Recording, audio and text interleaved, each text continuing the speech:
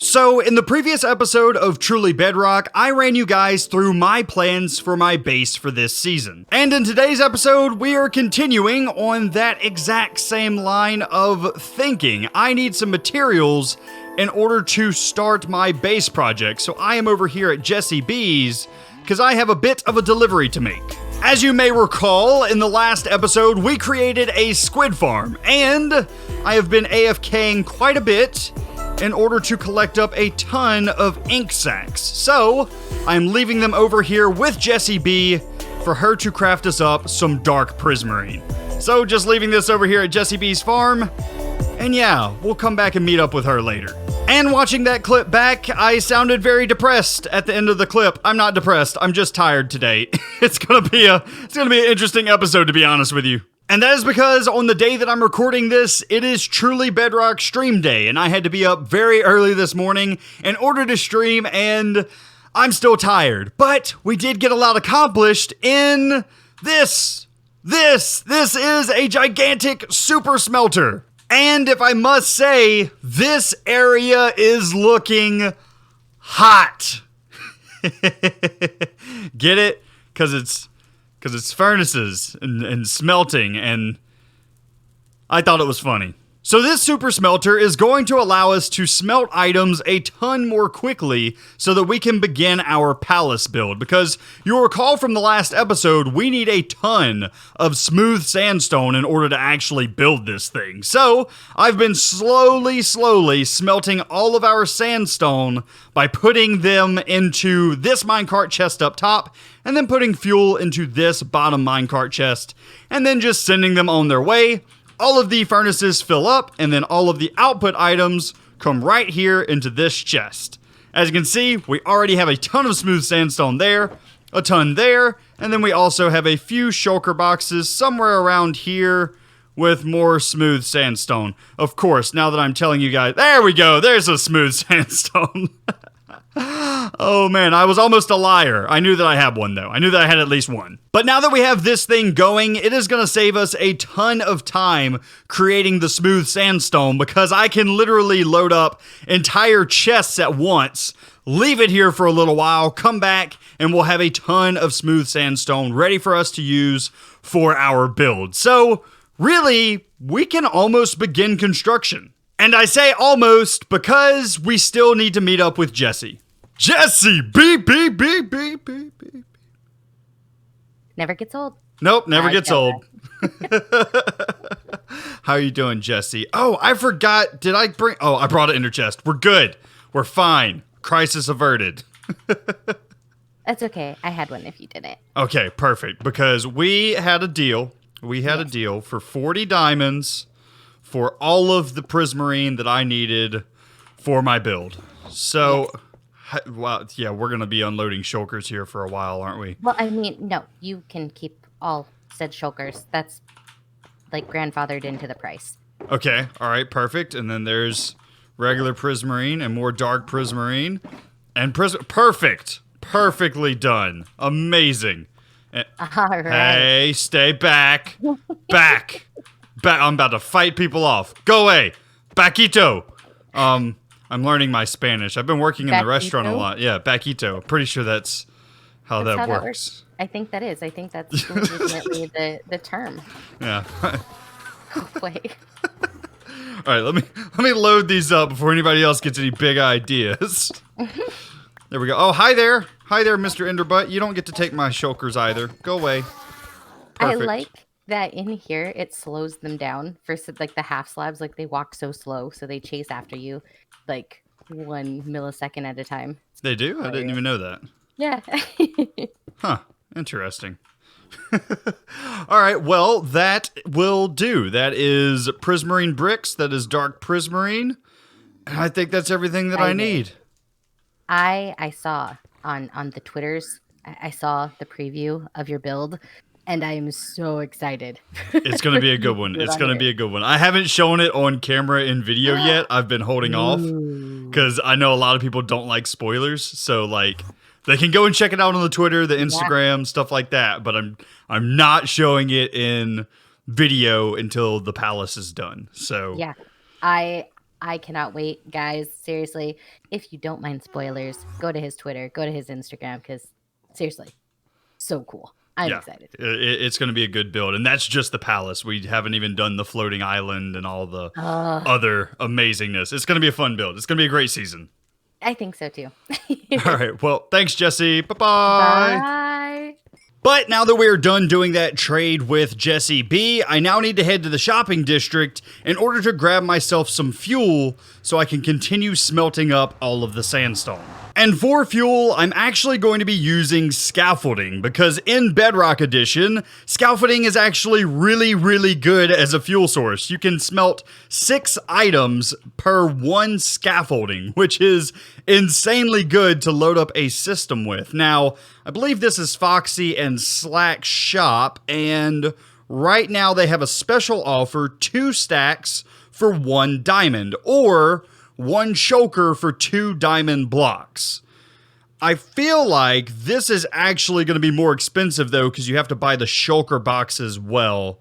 So that would be 18 diamonds, whereas I believe I can get the exact same amount of scaffolding for 14 diamonds. Is that right? I guess 13 and a half diamonds, but yeah, 14 diamonds. Yeah, let's just load up with the regular scaffolding here. Okay, so I'm back and I have swapped out all of the fuel in these furnaces for the scaffolding, and now we just wait. We just wait. I've been here for about 10 minutes or so, and it's going, but I've done some rough calculations, and I think that I have about an hour to an hour and a half worth of waiting for all of this sandstone to smelt. So, yeah, I guess it's time to turn on a movie or something. Maybe I'll watch some Star Wars. I don't know, but yeah, we're just waiting. You know, I do wonder about myself sometimes, like, why do I make things excessively difficult on myself? I could have made, like, a little bitty village house with, like, a base underneath or something like that was simple for my base, but no. Instead, I'm making a gigantic palace with a floating island, a hellscape underneath, and a giant black hole. This is gonna be fun. So, after many hours of material collecting, this is most of the shulkers that we're going to need to complete this project. I say most because there's still some things I need to go out and get, like some grass and some wood and stuff like that for some of the oases I'm going to build, but for the most part, this should be the materials for the main structure of the build. And now it is time for the moment you've all been waiting for. We need to start the construction of the build. As you can tell, I have at least the center portion of this thing laid out, but obviously it's going to be a lot larger than this. We still have another massive wing to do over on that side, and another massive wing to do over on this side. So this is just kind of a starting point. A very, very small starting point. This thing's gonna get real big real quick, and I think in today's episode I at least want to get the layout done for the actual building, and if we can start on some of the upper platforms, then I would like to do that as well, but definitely want to get the layout in today. And that should be the entire layout for our palace done. And without further ado, boom, ladies and gentlemen, this is the foundation of our entire palace. And what this is a double crescent shape. So picture this as a single crescent here, starting from this corner, going in kind of an upside down U shape, going like this into a full crescent. Same thing with the other side, is an exact mirror where it starts with a crescent over there, comes in a U shape, and overlaps the other crescent and goes back over there. This will also look very similar to a particular clothing company's brand logo. However, ours is different because all of these wings are the exact same, whereas their brand logo is actually a little bit shorter and smaller at the top, not as wide, whereas ours are all exactly the same width and height. So that makes it really easy to mirror the designs on each and every side. But we still have a fair amount of work to do in today's episode. Because something that makes palaces really interesting is they have a ton of levels and also towers to break up those levels. So the way that I did my palace here was I broke the entire build up into 3 levels. So we're going to have the outer level that's going to start somewhere around right here, go up, and then go out toward the edge. On that level is going to be some oases with some waterfalls and stuff like that flowing down and to the outside of the build. Above that level, we're going to have another tier that starts right behind that, goes up slightly higher, comes across, and meets up with the middle. So this level is going to have a ton of towers. It's going to be kind of a decorative, beautiful level, and that is going to be kind of what breaks up the entire build and starts making it look really busy. Something out of Naboo or Agrabah, something like that, is really what we're going for with this build. And then the third level, the biggest and tallest level, is obviously going to be your main entrance right here. Right here, all the way from that corner over to this corner is all going to be a level, and it's going to go way up into the sky, and it's also going to have some towers coming off of it. We're going to do a 3-prong kind of crown shape, so we're going to have a big point in the middle, and then 2 smaller points on each side. So in today's episode, I want to get this first level done. I want to get the levels with the oases done on all 4 sides of the palace. So yeah, we still have a lot of work to do.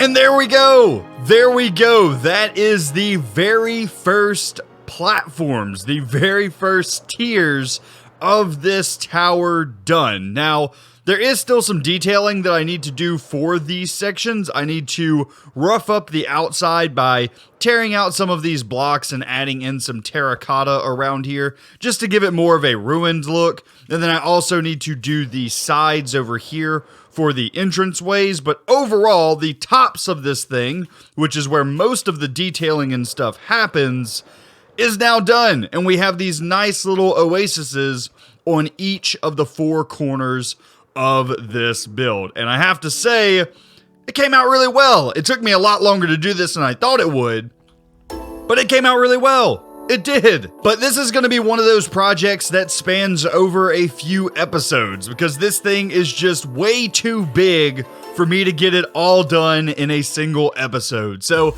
I think that's going to be where I wrap up for today's episode. I do hope that you guys enjoyed. If you did, be sure to leave a like on the video, as well as if you're new around here, be sure to subscribe. But anyway, guys, that's going to be it for me today. I hope you enjoyed, and I will see you in the next one.